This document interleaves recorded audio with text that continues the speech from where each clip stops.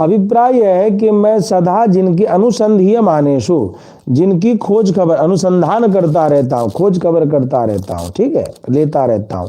कालत्रयवर्तिषु, उन तीनों कालवर्ती में, तीनों काल में रहने वाले भूतेषु प्राणियों में माम एवं विधम, मुझे इस प्रकार के प्रभाव वाले वासुदेवम सर्वसामाश्रयणीयताया, मुझ वासुदेव को सभी को आश्रय देने के भाव से अवतीर्णम विदित्वा, समझ गए, अवतीर्ण कि अवतार लेने का कारण जान करके माम एव समाश्रयम, अर्थात मेरी शरण ग्रहण करने वाला न कश्चित, कोई ऐसा तैयार नहीं होता है, उपलब्धत इत्यर्थ, कोई भी, यानी मैं तो उन सब की खोज खबर लेने वाला हूं, लेकिन मेरे इस विशेष वैभव को नहीं जान करके, मेरे अवतार का मूल कारण क्या है, सबको शरण देना, इसको न समझ करके वो क्या होते हैं, मेरे आश्रित नहीं हो पाते हैं।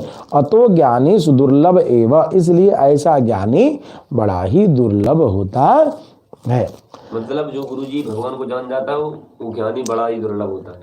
हाँ, ये पीछे की चर्चा आ रही है, ये पीछे की चर्चा आ रही है, उसकी व्याख्या में चल रहा है कि जो नहीं जान पा उपलब्ध होता है। हाँ, यहाँ पर अभी हम लोग चर्चा सुन रहे हैं कि शरण में ग्रहण करने वाला उपलब्ध, अर्थात यहाँ स्पष्ट बात ये समझ में आ गई कि जो ऐसे लोग, सामान्यतः लोग जो मूर्ख लोग हैं, जो माया से वशीभूत हैं, वे इस रहस्य को नहीं जान पाते हैं और उसके कारण वो मोहित हो जाते हैं। और ज्ञानी लोग हैं वो समझ जाते हैं तो बड़े दुर्लभ होते हैं।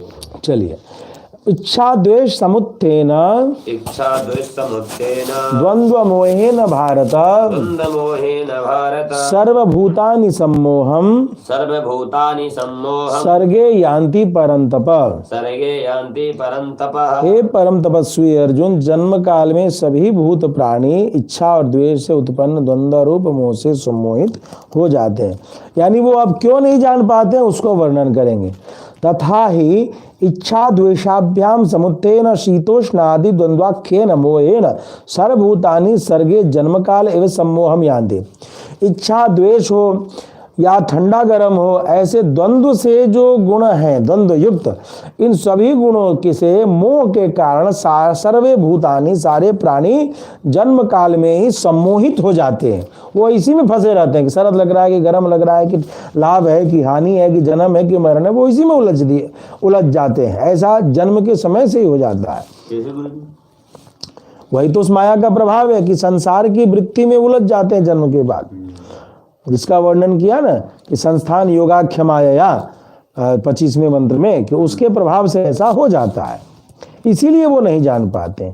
एतद उक्तम भवति गुणमयेषु, कहने का अभिप्राय यह है कि सुख दुखादि द्वंद्वेषु पूर्व जन्मनि, पूर्व जन्मों में जो त्रिगुणमय सुख दुख आदि का जो उसे अनुभव हुआ है, उसमें यद विषय इच्छा द्वेषौ राग द्वेषौ, जैसे जैसे उनमें इच्छा द्वेषों का, राग का, द्वेषों का अभ्यास उसने कर रखा है, तदवासनया पुनरपि जन्म काल एव तदेव, उन्हीं वासना, उसी प्रबल इच्छा में फिर जन्म काल में वह उसी में लिपट जाता है। कैसा?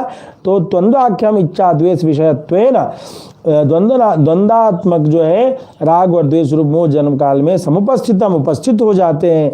भूतानाम, और प्राणियों के मोहनम भवति, उसके कारण मोह हो जाता है। तेन मोहेन, उस मोह से सर्वभूतानि सम्मोहम यान्ति, सारे प्राणियों को सम्मोह की प्राप्ति हो जाती है। यानी जन्म काल में वो सारे संस्कार उपस्थित हो जाते हैं पुराने जन्म के, उसके कारण मोह होता है, मोह के कारण सम्मोह का निर्माण हो जाता है।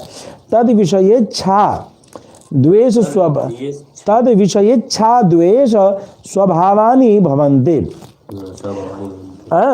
यानी तद विषय इच्छा और द्वेष करने वाला, इच्छा मतलब प्यारी चीज को इच्छा, और जो बुरी चीज लगती है उसे द्वेष की, वह दूर हो जाए। अच्छा और दूर न मत संश्लेष वियोग सुख दुख स्वभावानी, मेरे संयोग और वियोग से उसको कोई मतलब नहीं रहता है, वो सांसारिक सुख दुख में ही उलझ जाता है।